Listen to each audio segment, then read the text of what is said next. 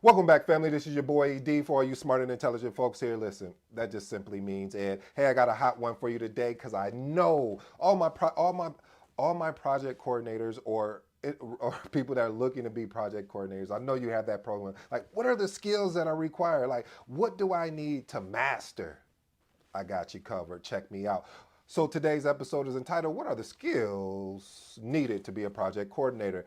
As you know, I have 7 points. I mean, maybe we'll reduce them down to five, but this I don't know why I'm loving these 7 points so much, but that's my new 7 point framework. So we'll see what happens, see what type of feedback I get from the family. But let's go into the first point. First point is organizational skills. Ooh.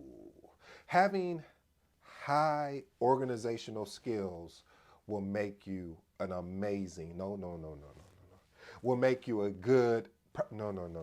It will make you an exceptional project manager. I'm just going to be honest with you because when you have great, amazing organizational skills, what this allows you to do is it allows you to make sure that the documentations, or as I'll say, the project artifacts are in place, which aligns with making sure the schedule is on point, making sure the budget, you know, the triple constraints. If you don't, watch one of the videos that I talked about the triple constraints.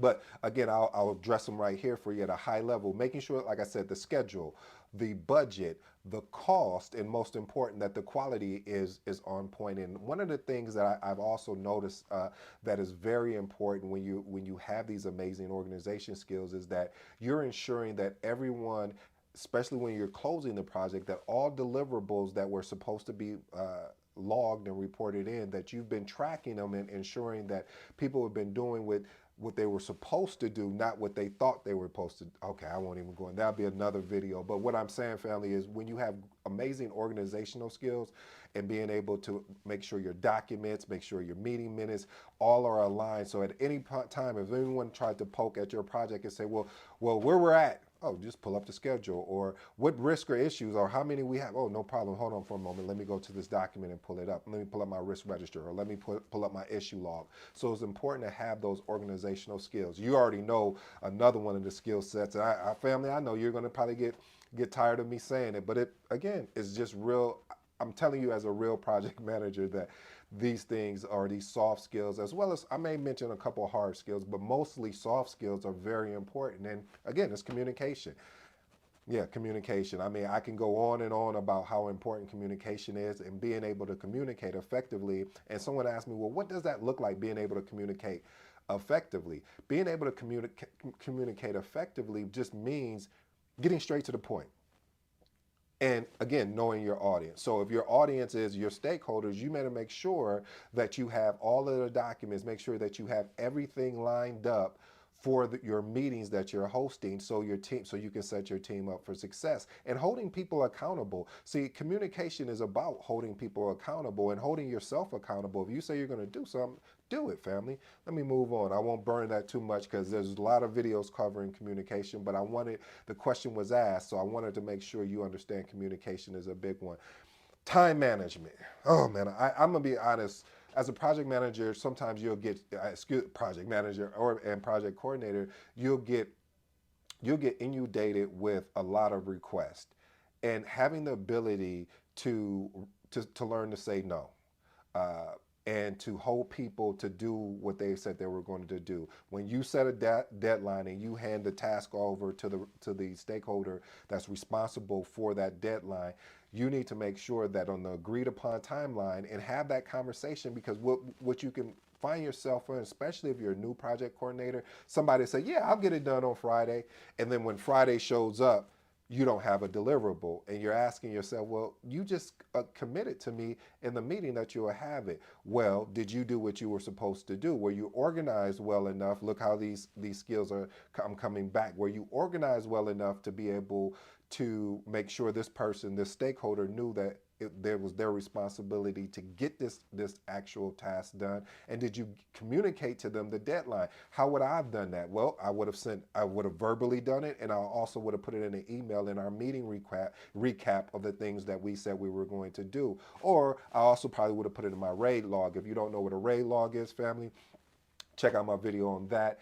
I'll leave it up in the in one of these sides here where you can check it out. But again, being able to hold people accountable for the time that they said they were going to complete that deliverable, and if things shift or priorities shift, being able to be flexible to make that shift and identify, okay, if this is the new priority, again, document out, communicate out to the team, hey, the priority has shifted, this is the new priority, and make sure you document when the priority has shifted.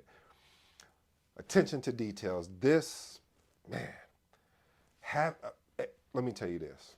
I've worked with some project coordinators that their attention to detail was so amazing. Like I even learned, like, anyway, I'm always constantly learning. I do have that, what they call the beginner's mindset. And what that simply means is I'm never too high, nor am I too low to say that, oh, well, I know it all. And because I got a decade a year and I have all these. No, no, no, no. We don't do that here because we are consistently and constantly learning to continue to be exceptional project coordinators and project managers. So what I'm saying to you is, family, is that when you have the attention to detail, when you know when something was supposed to be done, when you know when contracts were supposed to be executed, when you know when the budget, when you're paying attention to how your budget is, making sure that your budget is not, you're not spending more than what you've been budgeted for the actual project. These are attention to details, or you're able to foresee something that's coming your way. I'll give you an example of one of the issues that has happened with me where I was able to foresee it before it happened. Well, we had these resources and people were just flip-flopping, coming back and forth. It wasn't their fault. What it was is priority shifted. So when priority shifted, I had to escalate to get more resources because the resources was there. Their bandwidth was already too much. They were already taking on too much. So we needed additional help. So having that attention to detail, and a lot of this, family, comes with experience. I'm gonna be honest with you. I wish I could give you a shortcut. I know everyone else is selling you magic pills, and that if you take this magic pill, you'll be a project manager in 2 weeks, in 2 days, in 4 hours. Okay, I know I'm being a little excessive there, but I'm making a point, family. How I got where I'm at is through the lessons that I've learned along the way. They've been some great lessons, they've been some painful lessons, but the lessons allowed me to have the attention to detail that I had, because I seen every time that I paid attention, and paid attention from the beginning to the end, and holding people accountable, making sure information is getting sent out on time, making sure that everyone understands what they need to be doing, when they need to be doing. It's like a symphony. I'm just conducting. So I just say all that, family, to make sure you're just staying aligned. Being a great problem solving is going to be huge. I think I've shared this before. Dr. Miles Monroe said, "You're kept for the problems you're solved, and you're let go for the problems you create." Oh, that's heavy. What he was simply saying there is, he was saying that, you know, you just think about it again. I know it's common sense, but sometimes common sense is uncommon. Is that fact? When you want to work with somebody that's always looking to solve and seek the problem out, instead of telling you 13 ways of how we can't do it, but they can't give you one way of how we can do it. That just simply saying they're so focused on, they're so inside of the problem, or that they can't even get out and see what the other opportunities are. And so when you have that, family, you have to be that one to find ways to solve the problem, and get creative and find creative ways. Because I always said that, I remember a mentor told me this, and I've shared this with you before, family, and when he said this to me, I was like, wow, that's powerful, because I never thought of it that way. He said, whenever you have a problem, just don't go to leadership or go to someone without a potential solution. I don't care if the solution is not going to work. I don't care if the solution is so off the wall, but it allows that person or allows that team to know that they don't have to do the thinking for you. That at least you put some effort in trying to find a way to solve the problem. I will work with that person every day. I'll put my back against their back, and we'll go back to back to make sure that we actually solve the problem. The biggest thing in project management, and this is point number 6, is teamwork and collaboration. If you develop a characteristic about yourself that you are someone that they can collaborate with, and that there's someone that you are a team player,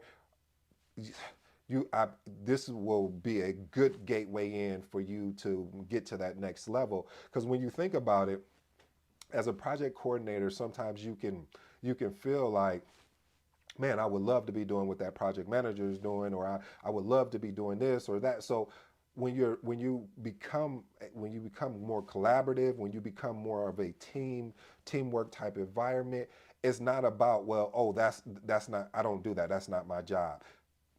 Mm-mm.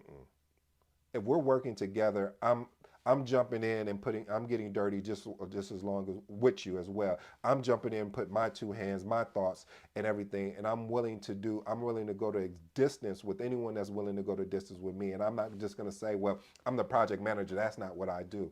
No, I'm in there and I'm going to make sure that the team is successful. So being able to collaborate, being able to brainstorm, being able not to be and not to be fearful of any ideas or potential solutions you have, to put it out there. And if your solution or your idea is not selected, to have the courage to say, okay, that's cool, I'll put something else out, and just not shut down. So being able to have that team player type identity will take you long in this field of project management. My last and final point, and I'll leave you with this, family: the ability to be flexible and adaptable. I know that sounds almost like a Scrum framework. We probably could, talk about that, but honestly, when you have the ability to be flexible and adaptable, and what that looks like is being able to, if there was a priority going on and it shifted. Now, let's say you were leading this project and you were just you were really being successful with this project, and leadership sends it down to the project manager, say, hey, we need to shift priority. Our customer, we have a 911, we got to get everything back up. Boom, you have to be able to be adaptable and adjustable, and not just complain and be frustrated and always, have a negative approach to it. I'm telling you, it's already hard enough to lead a project and to be part of a project. To bring all the extra noise in doesn't help, but to be able to bring in a positive approach. I'm not saying be so positive that you don't pay attention to what's going on around you, because you remember one of the tips, or one of the points I made, was being able to have attention to detail. So being able to be flexible and adaptable will take you so far. I don't even know how to explain it, family. I tried to do my best on it. I hope you enjoyed today's video. This has been your boy ED. Until next time, I'm out.